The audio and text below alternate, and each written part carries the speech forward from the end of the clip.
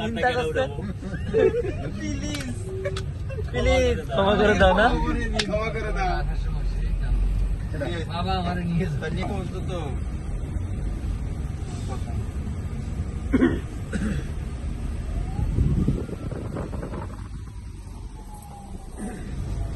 এটার কিলো যায় না কা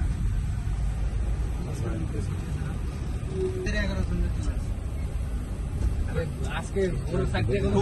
গাড়ি উঠেন টোল উঠেন টোল তো উড়ে যেতে পারতাছি না গাড়ি নেই গাড়ির কারণে তো টোল উড়ে না